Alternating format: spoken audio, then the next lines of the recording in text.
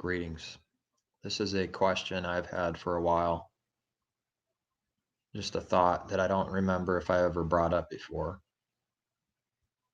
Um, it's it's very simple and kind of funny maybe, but what I don't think I've seen a YouTube video ever in my life bringing it up. I don't recall seeing one. Then again, I didn't search for this specific thing either that I can remember, and that's NASA being blinded by the moon. So right now, depending where you're at, if you're in the US, on the west side, it's dark, and the east side, it's midnight. It's dark. You should see it. You should all be able to, everyone in the US should be able to see the moon right now if it's not too cloudy. And it's not full yet, but it's like 3/4, more than 3/4. So it's pretty bright right now. It's pretty bright. And, in the desert on a full moon night, it actually gives you quite a bit of light when it's full. It's pretty bright. It's not nearly as bright as the sun, but looking at a full moon, it's pretty bright still. So when the people landed on the moon, like they say they did, how come they weren't blinded by the light? What on earth is that? Would they wear goggles or something? I don't recall their space helmet having like super hardcore tint or something. What kind of tint would you need to have? Because they say it's 200 something thousand miles away. So if you were like right up to the moon, it would be super bright. That's the sun's reflection right off of it, right? um, which I don't believe is true. I I believe it's its own light. But either way, that doesn't even matter. The moon, full moon, it's bright. So they're on the surface of the moon. This thing is giving light out to the earth. It's casting its light. So that's pretty. So if you were right up to it, it would instantly make you blind, just without any kind of protection. Obviously, it would make you blind instantly. Um, so what is that? How were they able to see anything, even with the best like tint, of which I don't know what they had in the 1960s. Maybe they used some kind of welder's helmet shield. It's just a thought. It's just a thought, that never seems to be brought up, is the brightness of the moon, how bright it would be for them. How come that's never a problem or something brought up? It's dumb. It's because we didn't go there. Nobody went up there and put a flag up there.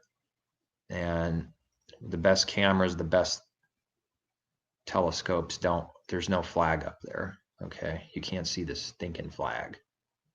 It's not there. And it's not very big. They say the moon's pretty big. So you zoom up on this thing, and apparently that circle you're zoomed up on, it's thousands and thousands of miles. How big? Let's see, how big is?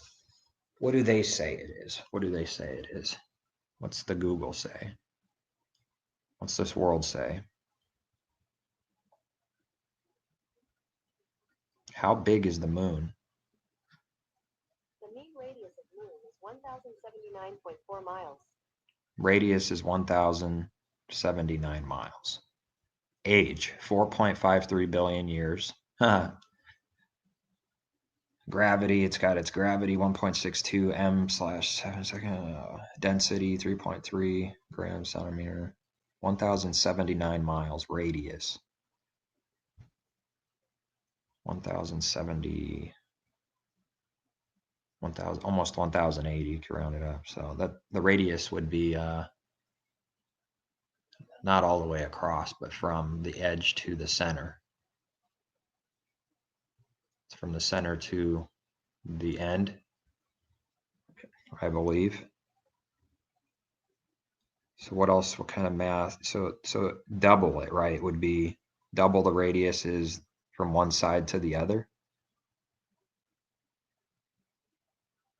Yeah, I think that's right. So 1,080 times 2, 2,160, over 2,000 miles across. When you zoom up with the camera or telescope, you're looking at 2,000 miles distance. When I zoom up with my camera, and I could zoom up real big, right up on it, it sure don't look like it's 2,000 miles across. That's pretty insane. But that's what they tell you. That's the world's logic. It's because in reality, the moon's actually way smaller than the Earth. Way smaller. I don't know what its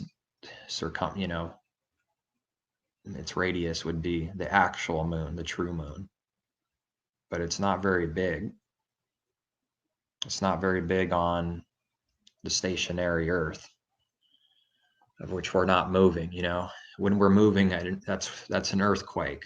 Then the Earth is actually moving. Otherwise we're not moving. But I forget what some people say, that they think it's how big it is, like a few short miles across. I don't know. But NASA, its radius is 1,080 miles, so one end to another is 2,160 miles, but it's nonsense. And I don't see a flag anywhere on there. I tried to find it.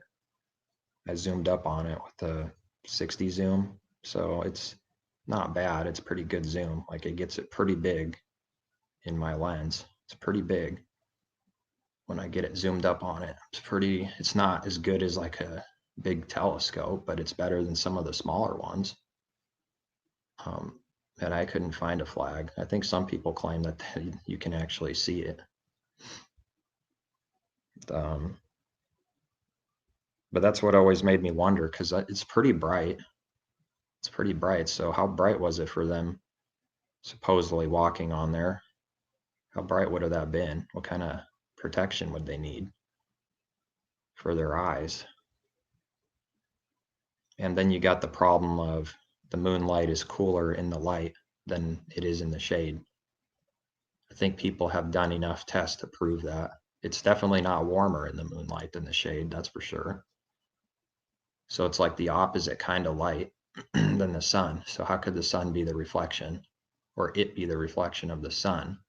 Shouldn't it at least cast a dimmer, but the same kind of light? It should be a warm light. Why is it cold?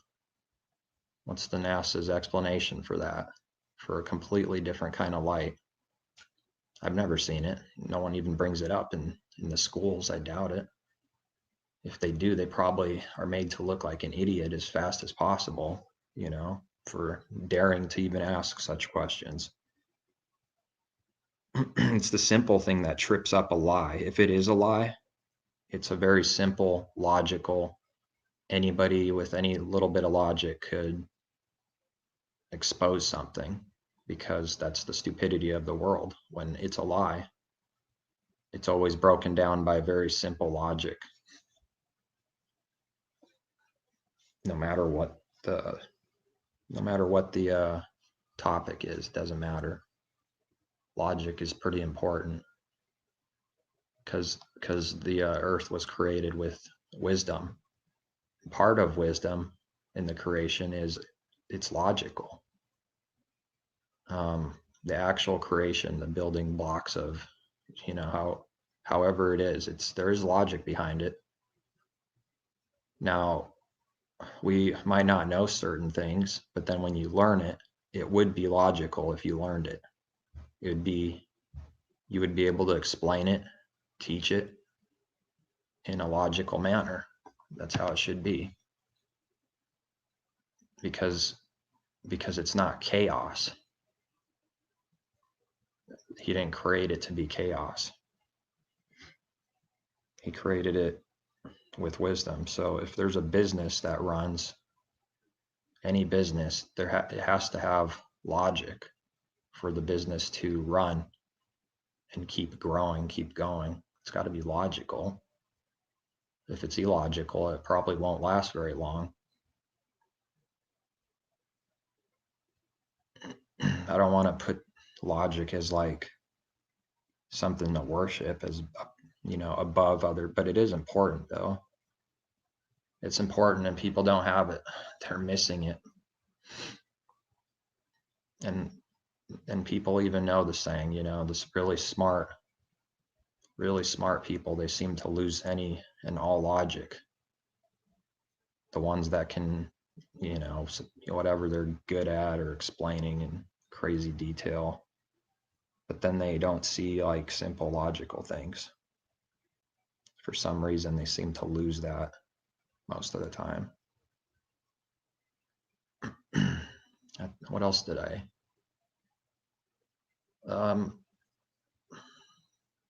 With the creation calendar, if it is right, because I don't know if anybody knows 100%, but we're all just trying to find the truth. But what I've noticed is a full moon, if that's the last day and night of a month, and then the next morning at sunrise is a new day, first day of the month, then 7 days later, which is day 8 of the month, the moon is gone from full to half exactly.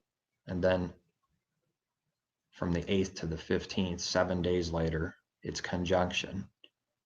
And then 7 days later on the 22nd, it's half full exactly.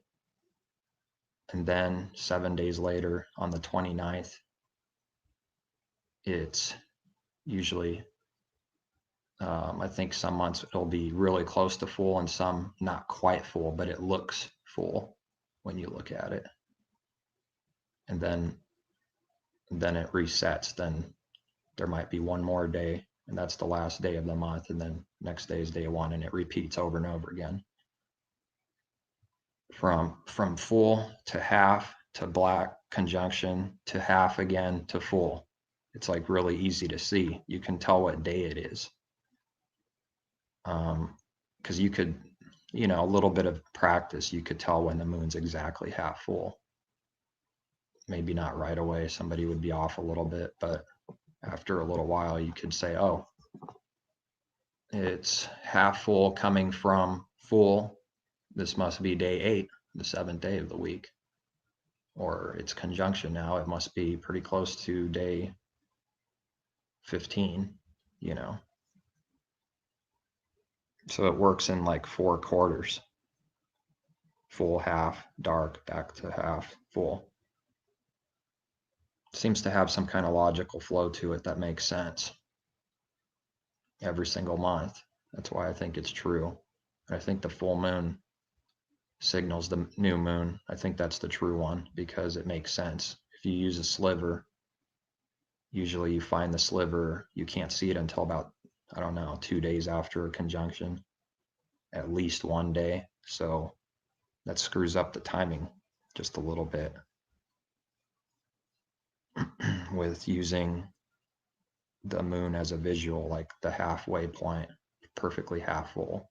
It's like a straight line, whatever. I think that's all I had on this point. Is I just wondered what kind of lenses did they have for not to be severely blinded when they landed on the moon. But I don't believe any such thing happened. They actually landed on the heavens. They actually made it to the heavens, supposedly, and fulfilled what Babylon couldn't way back then with the tower. I don't think so. I don't think anybody's ever going to be able to do that. They can't touch his heavens. I'm pretty convinced about that for years. They can't touch the heavens. The closest they can get is with a rocket that nobody's inside of and launch that thing until it just can't go any higher or hits the ceiling. Like they sort of imply that they have. If you look for the clues, they're there, that they've shattered the glass.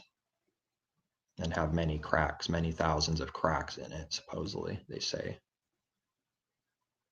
Operation Fishbowl, or whatever it was called.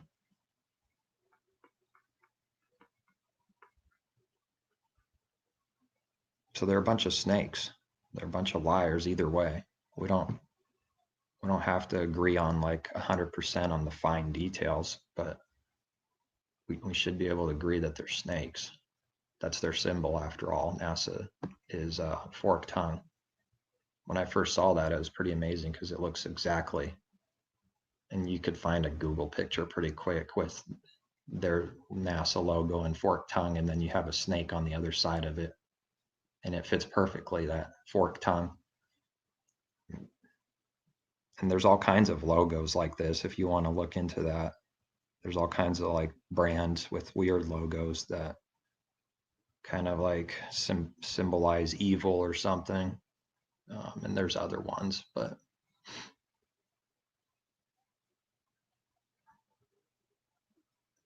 I'm trying to think of another one. Maybe Taco Bell. Kind of looks, it looks just like a serpent eye.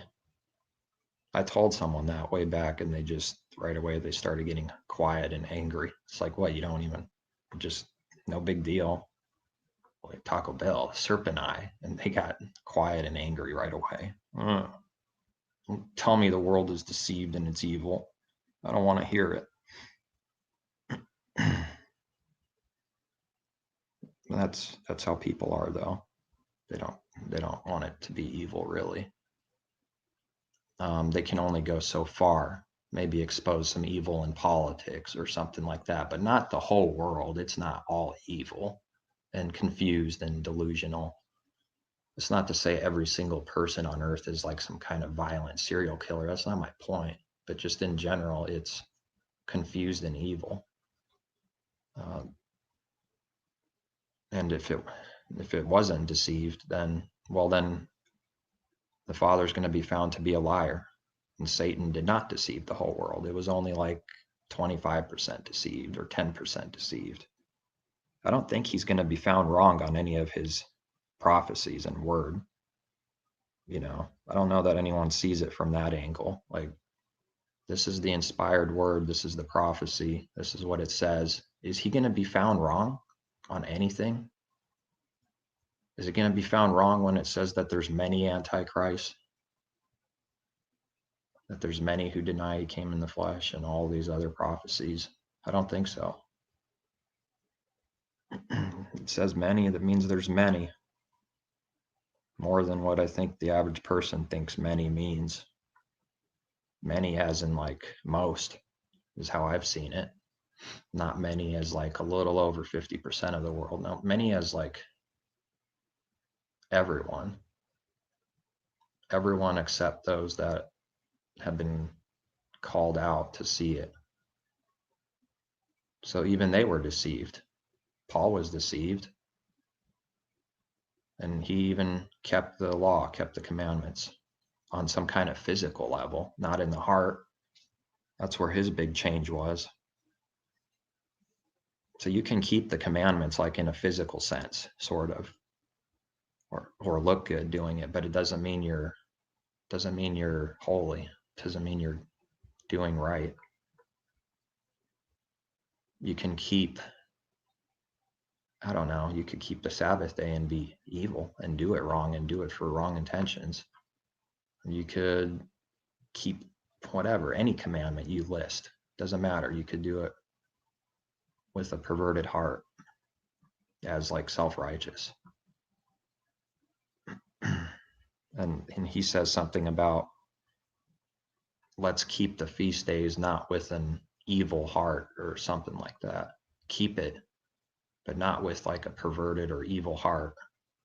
So obviously there was some people back then, new believers, like most likely, keeping some of these days that have very high meaning. These things have a higher spiritual meaning, and they were perverting it because they were probably carnal about it and getting into fights, contention, division over keeping these days.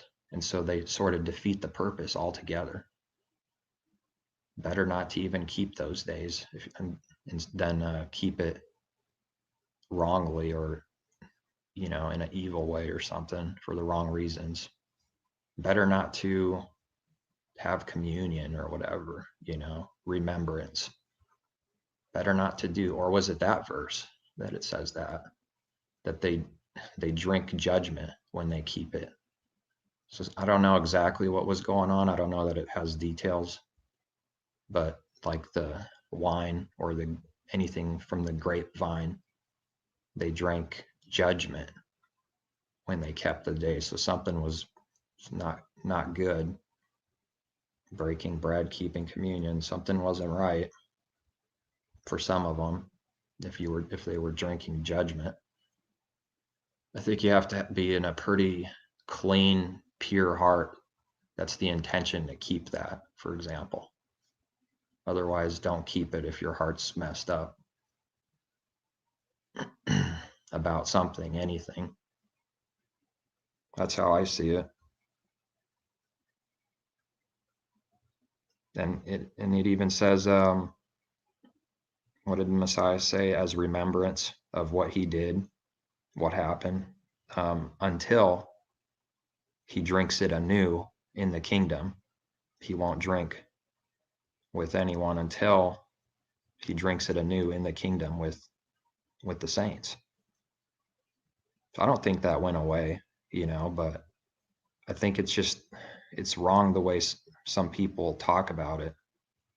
They like come with threatenings. Like, if you don't keep this right now and keep it like I do, you're false automatically. I don't see it like that. And yet I think those who deny it altogether and say they're not important, I think that's wrong. So it's always somewhere in the middle, it seems like. And usually you have two groups. One goes to the extreme to the left, one goes to the extreme to the right. I think ultimately whoever's seeking truth, you're just, when the time's right for you to be convinced in your own mind about doing whatever, doesn't matter, then the time is right for you to be convinced in your own mind to do such and such.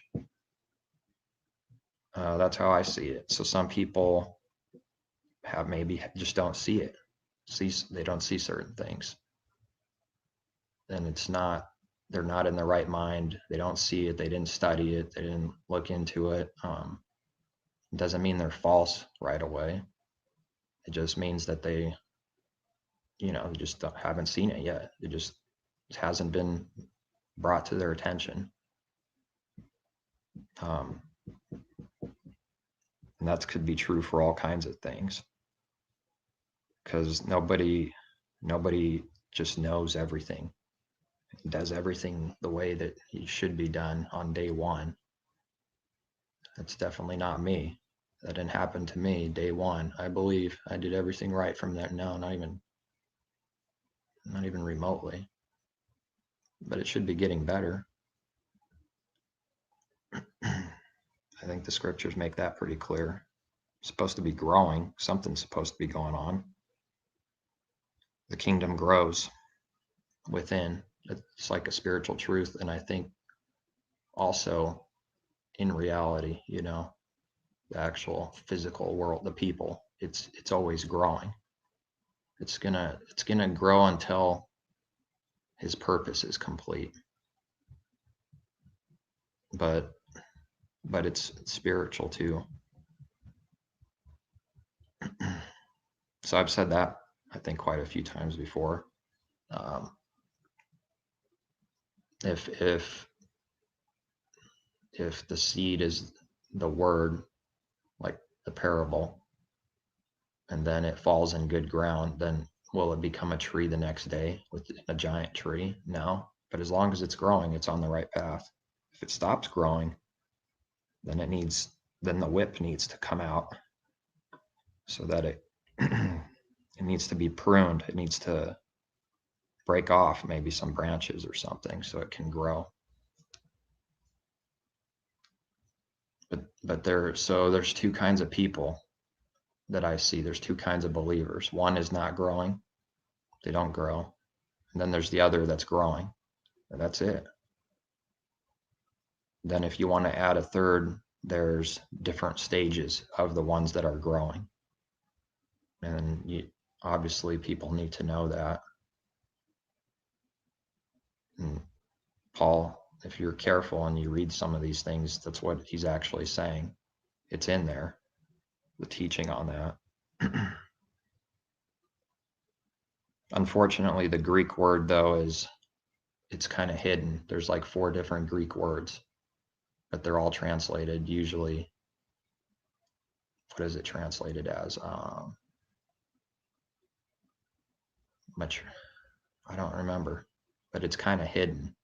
It's a little bit hidden, but there's like like a baby that needs milk, and like a child, then like a young adult, and then mature. There might be 5. I might have missed one. There's at least 4, I think, different Greek words. Teleos, something else. I'd have to look into them again, but they're different stages, and he uses it spiritually. So that the physical means something. It means something spiritual, like a baby. That helps you understand how someone is spiritually. They just cry and scream, and they can't feed themselves. And then when they're little kids, they could feed themselves. They could start doing that a little bit, but then they still need some guidance. But then after, they shouldn't need too much more guidance from somebody else once they're like at the 3rd stage. They should be able to they should be able to start knowing how to ask the creator at that point and know how to do certain things. And then they'll keep growing. But there are people that exist that they don't know what to do or how to do it, or what sin is, or they're still like babies. So that means spiritually that there's people out there, new believers, that instead of guiding them, some of them get trashed as false because of certain things they're doing. And then they actually damage them. They damage their faith because they're still babies. I didn't see that very good a while back. Kind of like you can't have a black and white view on that. True believers, false believers. It's not quite like that. Mature unbelievers. That's not how it is. So you might be way too hard on someone that just simply, they're just not where you're at. That's all. Something might bother them and you're just way past that. You're way past worrying about such and such. You have the answer already. You're settled in your own mind, and they're not.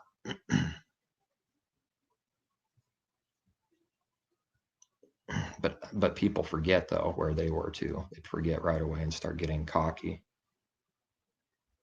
So that seems to happen a lot too, unfortunately. They get cocky about what they know. But there's a verse for everything. That's why I'm pretty sure that's why Paul says you could have all knowledge, all mystery.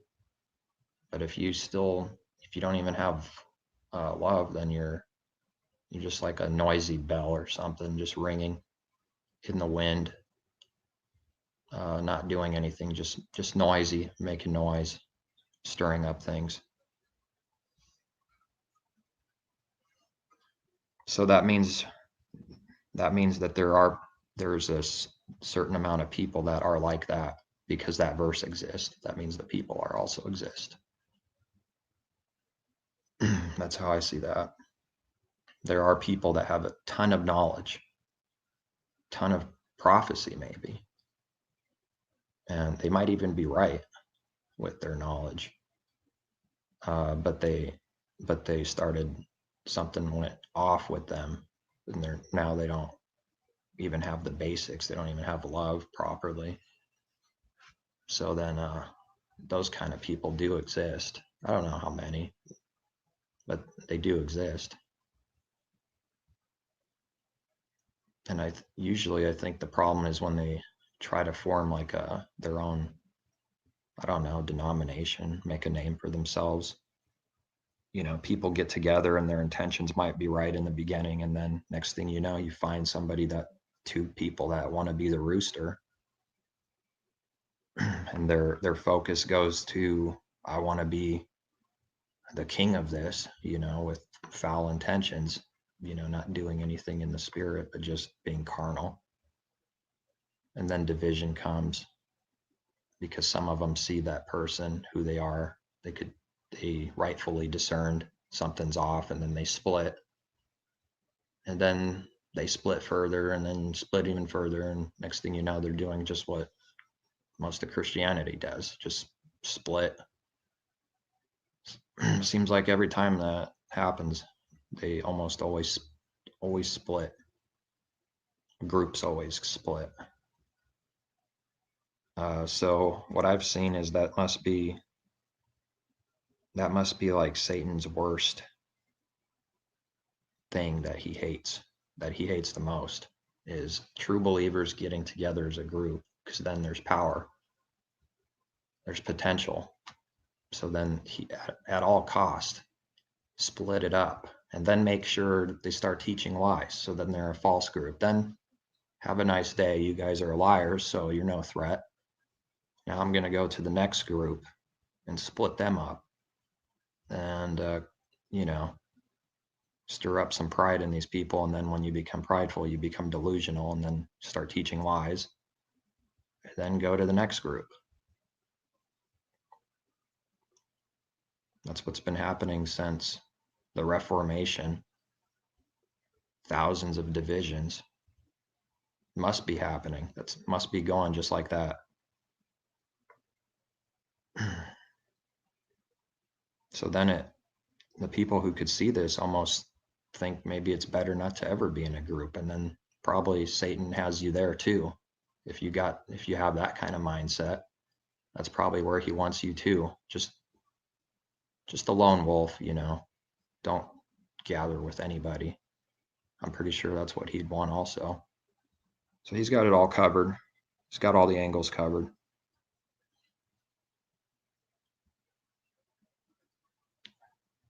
Father Most High is so gracious and patient with us as we continuously trade our truth for higher truths. I agree. As long as somebody just stays on the path, that's all, and they want to know the truth. You have to want to know it. If not, we'd be too overwhelmed by all the truth we had no clue of.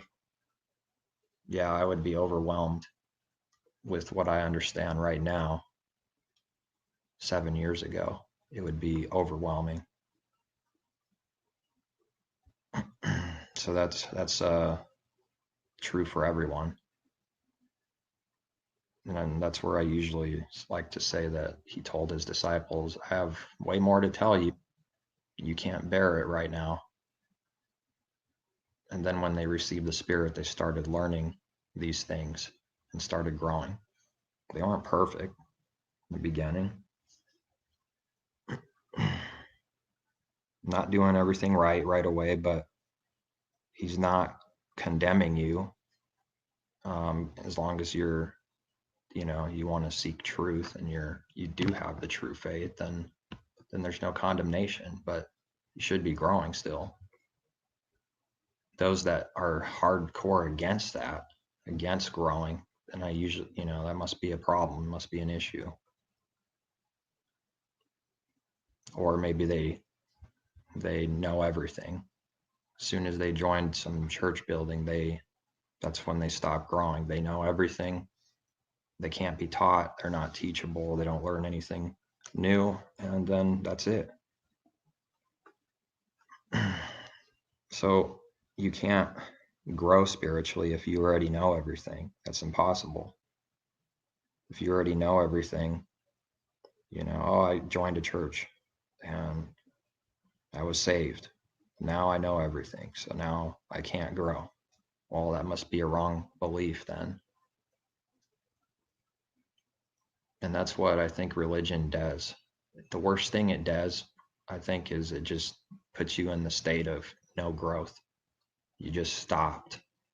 Maybe in the beginning there was some growth, but then once you joined and once you saw nobody else is really growing, and I don't know, then they sort of become that too. Then they hear some truth that they never heard of and reject it right away because it scares them. It's new. That means we have it wrong. It can't be. So I'm not against groups, gatherings. It's just that most of them that exist are not, they've been divided and confused, and they don't grow. But there's some out there. I know there's some. There's a few true ones. I'm sure there is a few. But I think they're going to be, every group of people is going to be attacked. They're going to be put to the test. I don't think it happens any other way. They have to be. Everyone has to be tested. See what they're going to do in this situation. See what they're going to do in this situation. See if you're going to do right. See if you're going to keep his way or not when this happens. Like you learned from Job. Well, we'll see what he does when this happens. Then he won't do right for sure. So that test happens to all the saints. I don't think there's one person that doesn't get tested like that or put in a situation in their life where they're ready to curse out the Father, or they're tempted to, they're on the edge of doing that or something because of their situation. But then you're not supposed to. That's the test. You're not supposed to do that. In fact, you're supposed to be thankful for all the fire. Thank you. Thanks for burning me. That's what you're supposed to be like if you want to be perfect. Understanding that it doesn't happen for no reason. There's a reason for everything.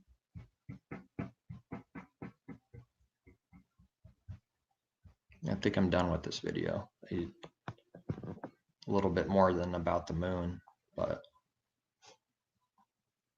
that's it. Thanks for the comments. And peace. Take care. And always seek truth, as I'll do the same.